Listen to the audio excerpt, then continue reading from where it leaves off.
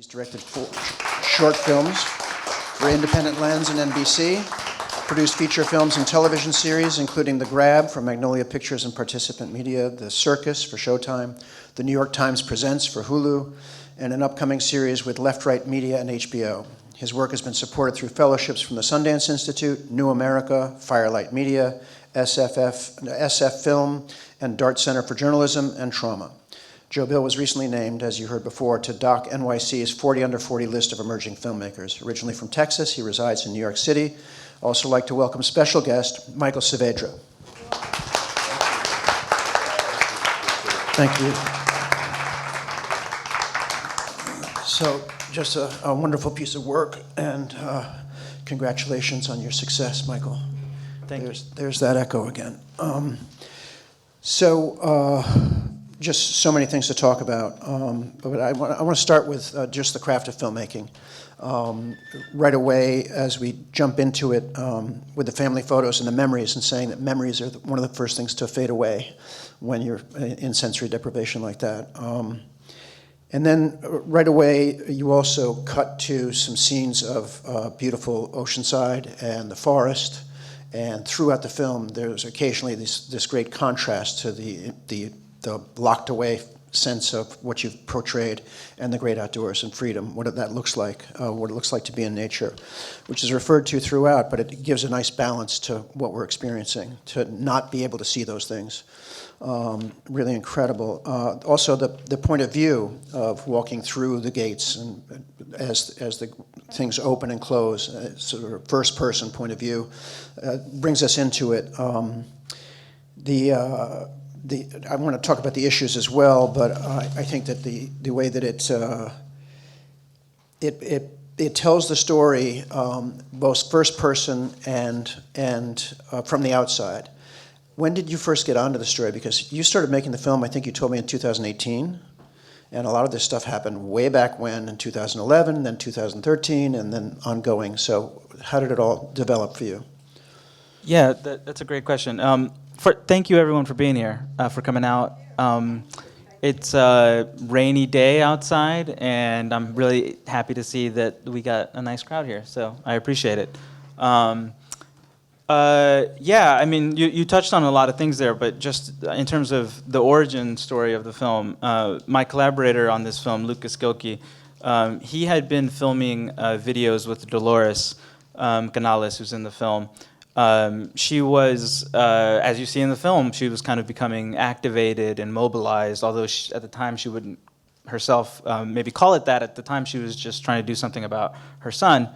But what she was doing was organizing family members and really starting what became a big political and social movement. And she was just seeking media attention and press attention.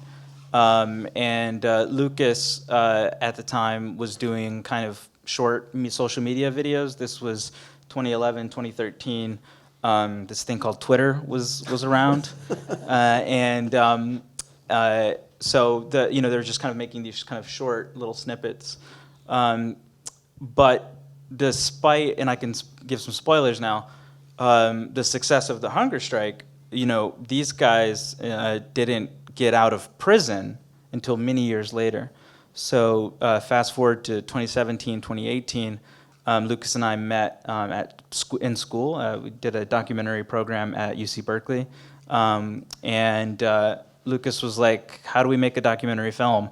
And we just kind of were thinking about ideas, and this idea came up. And an idea is just an idea until you meet someone, and then until you listen to them and you get their story. And then these guys started being released from prison finally after the hunger strikes. One of the particular, I think Michael Montgomery, the journalist, says this in the film, one of the evils of Pelican Bay wasn't just that you were in solitary confinement, but it also made it virtually impossible, nearly impossible, to be eligible for parole. Michael can speak to that too. And so years later, guys got out of solitary, they went to the general population, and then finally they were eligible for parole.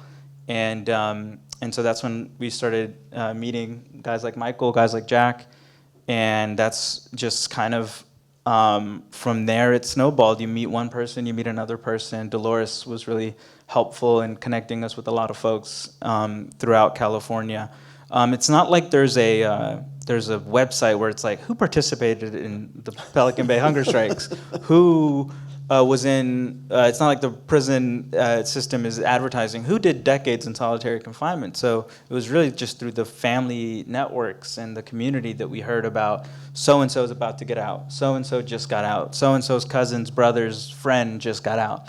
And then me and Lucas's, would now become infamous Prius, just went up and down the California Highway 5 between San Francisco and Los Angeles, just trying to talk to as many folks as possible. So that's kind of. And then you started to tell the story. So once you had their stories and started to tell them, I mean, I'm interested just from a quick point of timeline.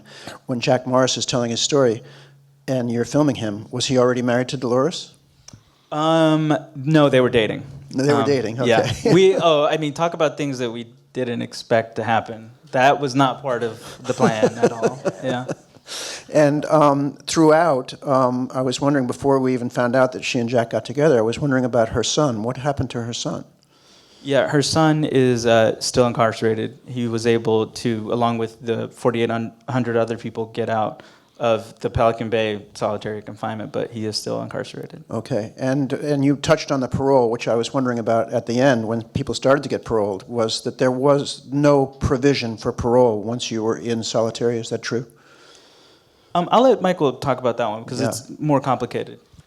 Yeah, so basically, if you're being placed in solitary confinement for alleged gang affiliation, you are deemed a threat not only to the safety and security of the institution, but also to society, right? So until you would disavow or debrief, you were still considered a threat to society by being a gang member. Even though some of the men in there who went before board had 20, 30 years without a single disciplinary infraction or write-up or breaking any rule for 20 years clean, but because they were still labeled as that, they were considered a threat to society and would not be released until they disavowed that or debriefed. Well, it is really made clear by all of you guys in the story, as well as by you, that was the real demon here was the validation system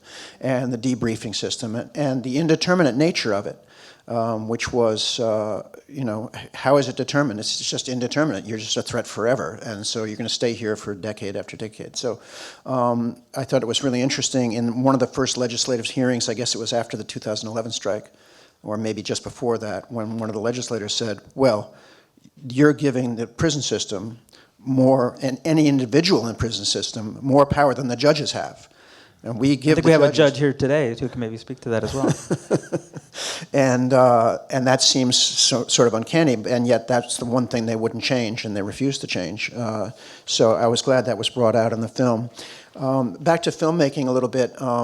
You're starting to tell the story in 2018. A lot of this stuff you go back to. The public events that happened that were covered in between then, what Dolores was up to, the legislative hearings, that kind of footage was available. But you had to do a lot of sort of reenactment of what it's like to be inside. And so these were not the guys that were featured in the film. Right. That you're talking about the repetitions and that wonderful montage of just abbreviating the repetitions around the cell and so forth. So what was that like? What did you have access for? First of all, getting the access to do that, and second of all, how did you manage those reenactments? Well, going back to the first part in terms of the stuff that was available, the legislative hearings, also the archival footage of Pelican Bay being opened, in which the governor then at the time, Governor Duke Majan, and this pastor who blesses the prison, and all that footage. So it was available in the sense that it was out in the world, but it wasn't on CDCR.org. That was months, years of digging and finding. That footage in particular of the opening of Pelican Bay was, I mean, as a documentary filmmaker, you stumble upon that and it's just like this gold footage. Likewise, the confidential footage of the men speaking Right. inside in these negotiations. Which is very powerful. That was years in the making of getting. So yeah, I mean, you make a film and the first thing is like, what do you have? Like, what's the footage? And I'm of the belief that you can make a film about anything. You can, if you have the right approach, if you have the right commitment to the story, anything can be told. You hear a lot that, oh, this is historical, or sort of all these sort of reasons why a story shouldn't be told. But I think that it just requires a lot of figuring out and piecing together. So out of that was born the reenactments that you mentioned as well. And that, we just consulted a lot with these guys about like, how did it look? What was, the dimensions, and then we built we built a set in Los Angeles, a studio, a cell, and we hired actors and we filmed a reenactment, and then finally at the very end of the process, less than a year ago today, we got access to film inside of Pelican Bay. Of course, this is now years later, and it was like going to a museum. It was just empty. And in fact, a lot of the correctional officers, the guards there, spoke about the strike and about Pelican Bay itself as if it were literally the Civil War. And it was like, oh yeah, that was like the Civil War here. Now it's a completely different place. And this idea of it being like a museum, like Alcatraz, which, if you know California, Alcatraz is this abandoned old prison that's on an island that's now a tourist attraction. And it's just really interesting thinking of prisons as an archaic museum that is now a place to learn about history. And that was really interesting that the guards were kind of talking about it in that way. But it was also just literally like no one's there anymore. Or, I mean, there is still people there. It's mostly a general population. But to the extent to which what it used to be, it wasn't there, and it wasn't the same. I was just also had one more thing in terms of things that we were trying to film and make to kind of pull this collage together, was just what these guys were up to now in the present when we're meeting them. We didn't expect Jack and Dolores to get married. We also didn't expect Michael to like go to UCLA and graduate and like now be studying to become a lawyer. I mean, that was amazing. Hear, hear. You did mention at the very beginning of the film that it's nearly empty, and I gather it's been turned over to general population for the most part. Is there still any SHU there? So they still have the SHU program there. They still have a part of it. It's a very small portion of it. And what are the conditions now that get you to SHU? I mean, if it's not the validation process, if it's not the same validation process, what is the process to designate someone for SHU? Well, there's many other processes besides. I think in the film we talk a lot about, in the litigation, more of the process if somebody's an alleged gang member versus if somebody was to get in a fight with another prisoner or get caught with contraband and go to the SHU for that. Okay. There's determinate sentences to the SHU, like if you get caught with a weapon or drugs, say 2-3 years, or assault. And then there was the indeterminate aspect of whether you were a gang member, you would get reviewed every 6 years, and it was based on a lot of it being confidential information. Sure, okay. So it's sort of stunning at the end to realize that the new thing is that there's nobody can stay in SHU for more than 5 years, which still seems like an incredible amount of time because of, I think, a lot of people, I certainly am one who thought that relegation to the hole or the SHU was for a brief period of time for an infraction, for some kind of a problem, for a fight, for whatever. But it was not, and it was maybe not as small as the 15 days, which I guess is the UN standard, but it was like for a month, maybe 2 months, something like that, but not for 5 years. That seems incredible. Is there an effort to make that less? Yeah, sure. So at the time, after spending decades, some people 40, 30 years in there, we're like 5 years is is cool, right? We can do that sleeping after all this time, right? On your head.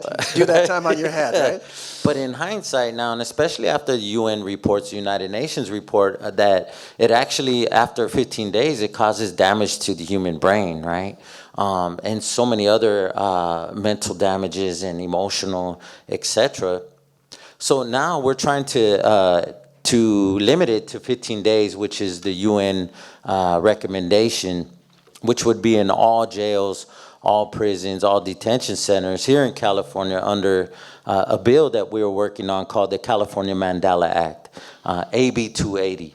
Okay, that's awesome. Good luck with that. I hope it really works out. So you got the access to Pelican Bay at the end, but before that you were working on a set that was constructed in Los Angeles. So a lot of documentary filmmakers would like to be able to have the funds to make a set in Los Angeles. So I understand this is going to be broadcast on Don't talk to me about it. This is going to be broadcast on PBS Independent Lens in February of this next year. So those of you who enjoyed this film, I hope you will get the word out to other people about what a great film this is and make sure that they see it in February on PBS, get the word out. So can you talk about making this for PBS, or how did that work out? Yeah, I'd done a short film for one of the strands on PBS, is what they're called Independent Lens, which is kind of one of the long-standing channels with PBS. And so, yeah, it was just a process of this film is independently made and made through grants. And so, yeah, when people ask me, like, how did you do it? How did it happen? It's like grant applications after grant application, years and years of mostly no's. And yeah, so it's going to be on Independent Lens. It's going to be out on February 3rd. So that's like right around the corner. A week after the inauguration, if that means anything to anyone here. Yeah, just bringing national exposure to the story. I should also say that the film came out in April at a film festival in Toronto, Hot Docs, and we've been touring it across the country ever since. Today is our 43rd screening of the film. Well, all right. I recently had to kind of like get a spreadsheet open and start figuring it out. And next year, I mean, Michael's going down to Orlando on Friday. There's a screening there. It's been really amazing to see folks kind of put their arms around the film. You make a film and you're like, I hope people like it. And then hopefully people see it. And it's really been embraced, especially by folks who are doing the work in terms of solitary confinement, prison reform. Prison abolition. There's folks who are, unfortunately, in all 50 states, battling 50 different battles. So this film has kind of really been a tool for their work, and it's been great to see it have a new life. And Michael's a part of some of that work as well in terms of the national reforms and changes. That's what you want to talk about? Yeah, well, as we've been saying throughout the festival, that it's a wonderful service for all of us that you put the human face on a problem that is otherwise either swept under the rug, it's not on anybody's radar, or they see it in headlines, they see, oh, there's work being done about solitary confinement, and so that's great, who knows, but to make it as personal as it is. Just briefly, early in the film you talk about going to the library to read case law. So were you already deciding you wanted to become a lawyer at that time? No, it was by necessity, right? And then just seeing how much I could do, without a law degree, right? Without that formal education, if you just put your mind to it and keep reading and studying, and also community, right? So Dolores' son, Dolores Canales in the movie, was my neighbor who was also a jailhouse lawyer, right? Was fighting the system against the same type of retaliation, validation. And I got really close to him and other legal beagles, right? And I think that seeing that what we could do inside with what little bit, just the small, prison law library that had a bunch of old torn up books, and look what I was able to accomplish in many others and help many others. Imagine what I could do in a real law library, right? Well, I wish you so much good luck with that, and that's so great that you're doing it. I think we have time for a couple of questions from the audience, so please just wait for a microphone, please, right down here.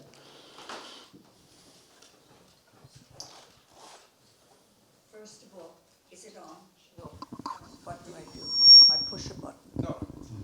It's now on. Yes. Hi. I'm an old lady. I've seen many documentaries. I've made them. It's a perfect film. And it's very rare.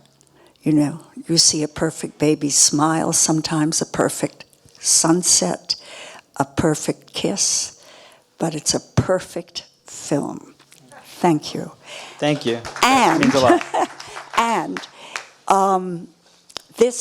these 43 screenings you've had, I wonder what how you're going to go about getting it to law schools, to schools of sociology, departments of sociology. I don't know if you've looked into New Day Films, marvelous supportive co-op, because the church basements, you know, community houses, children of different ages, children of my age, they should see it. They should see it because the more people who can see effective social action, the energy and planning and optimism that goes into social action, the more human these people can become, all of us. Thank you.